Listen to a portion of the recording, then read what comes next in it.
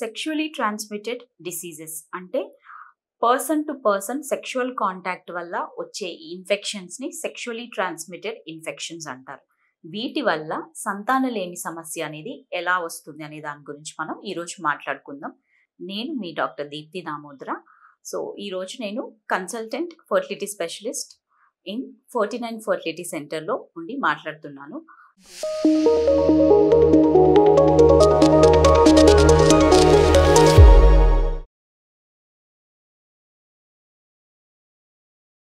So ఈ sexually transmitted infections అనేవి ఒక person to person sexual contact వల్ల రావటం జరుగుతుంది. సో వీటికి కారణాలు ఎక్కువగా బ్యాక్టీరియల్ ఇన్ఫెక్షన్స్ కానీ వైరల్ ఇన్ఫెక్షన్స్ కానీ ఉంటాయి. మోస్ట్ కామన్గా క్లమీడియా అన్నిటికంటే ఎక్కువ. క్లమీడియా అనే ఒక ఆర్గానిజం ఇది ఎక్కువగా కాజ్ చేస్తుంది.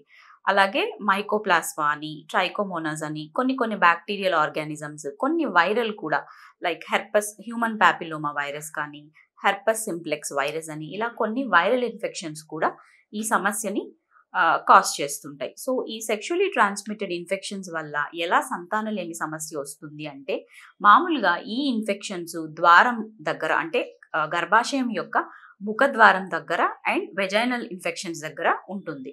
అలాగే క్రానిక్గా ఇన్ఫెక్షన్ రిపీటెడ్గా వస్తున్నప్పుడు ఒక్కొక్కసారి ఈ ఇన్ఫెక్షన్, ఈ ఆర్గానిజమ్స్ అనేవి పైకి అంటే గర్భాశయం లోపలికి, గర్భాశయం యొక్క లోపల పొరకి ఫెలోపియన్ ట్యూబ్స్ అంటాము. అంటే గర్భాశయానికి అండాశయానికి మధ్యలో ఉండే కనెక్షన్.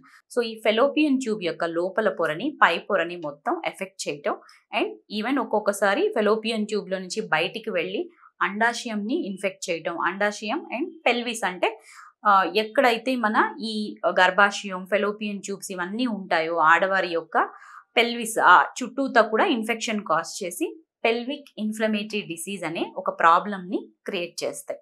సో దీనివల్ల ఎక్కువగా ఎఫెక్ట్ అయ్యేది ఫెలోపియన్ ట్యూబ్స్ అనమాట. సో ఆడవారి సంతానలేమి సమస్యల్లో 25 to 35% ఫెలోపియన్ ట్యూబ్ సమస్యలే ఎక్కువ కారణం ఉంటాయి. ట్యూబల్ ఫ్యాక్టర్ ఇన్ఫర్టిలిటీ అంటాము. సో వీటిల్లో ఎందుకు ఈ ట్యూబల్ ఫ్యాక్టర్ ఇన్ఫర్టిలిటీ వస్తుందంటే, కామన్గా ఈ ఇన్ఫెక్షన్స్ అనేవి ట్యూబ్స్లోకి వెళ్ళి ఆ ట్యూబ్స్ యొక్క లోపల పొరల్ని డ్యామేజ్ చేయటం, ట్యూబ్స్ యొక్క లోపల పొరలో ఉండే సీలియా అంటే స్పర్మ్ని, ఎగ్ని మూవ్ చేసే ఒక హెయిర్ లాంటి ఒక స్ట్రక్చర్ అనేది డ్యామేజ్ అయిపోవడం, ట్యూబ్ యొక్క ఓపెనింగ్ డ్యామేజ్ అవ్వటం, తర్వాత ట్యూబ్ చుట్టూతా అతుకులు ఏర్పడటం, వీటన్నిటి వల్ల ఫెలోపియన్ ట్యూబ్ యొక్క ఇంపార్టెన్స్ అనేది కోల్పోతుంది. మామూలుగా ఫెలోపియన్ ట్యూబ్ ఎందుకు కావాలి?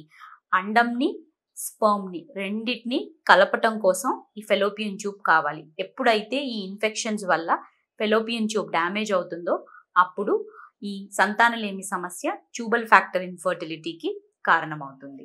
సో ఈ సెక్షువల్లీ ట్రాన్స్మిటెడ్ ఇన్ఫెక్షన్స్ని ఎలా ప్రివెంట్ చేయొచ్చు, ఎలా ట్రీట్ చేయాలి అనేది చూసుకోవటం. మెయిన్గా వచ్చి వీటిని ఎర్లీగా డయాగ్నోస్ చేయటం. వాటి మోస్ట్లీ ఇన్ఫెక్షన్స్ చాలా వరకు ఎసిమ్టమాటిక్ అంటే ఎటువంటి లక్షణాలు లేకుండానే లోపలే ఇన్ఫెక్షన్ అనేది జరుగుతూ ఉంటుంది.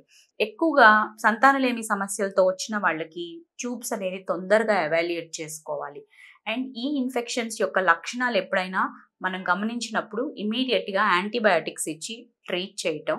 తర్వాత కొన్నిటికైతే ఈవెన్ స్క్రీనింగ్ టెస్ట్లు కూడా ఉన్నాయి ఈ ఇన్ఫెక్షన్స్లో. సో స్క్రీనింగ్ టెస్ట్లు చేసి ముందుగానే ఇన్ఫెక్షన్ని కనుక్కొని ట్రీట్ చేయటం. అండ్ కొన్నిటికైతే ఈవెన్ వ్యాక్సిన్స్ కూడా అవైలబిలిటీ ఉన్నాయి. హెచ్పివి ఇన్ఫెక్షన్కి వ్యాక్సిన్ ఉంది. సో ఈ వ్యాక్సిన్ని ఈవెన్ బిఫోర్ మ్యారేజ్ అంటే ఫస్ట్ ఇంటర్ కోర్స్కి ఎక్స్పోజ్ అవ్వకముందే ఈ వ్యాక్సిన్ అనేది ఆడవారికి ఇవ్వటం వలన, వీటన్నిటి వలన సెక్షువల్లీ ట్రాన్స్మిటెడ్ ఇన్ఫెక్షన్స్ని తొందరగా డయాగ్నోస్ చేసి తొందరగా ట్రీట్ చేసి ఈ ట్యూబల్ ఫ్యాక్టర్ ఇన్ఫర్టిలిటీని చాలా వరకు మనం ప్రివెంట్ చేయొచ్చు.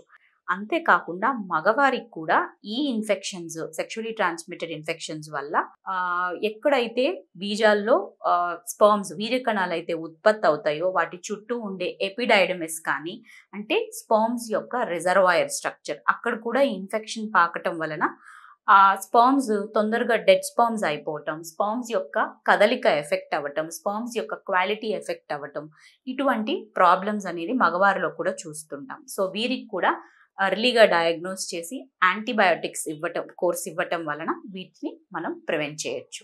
థ్యాంక్ యూ అండి.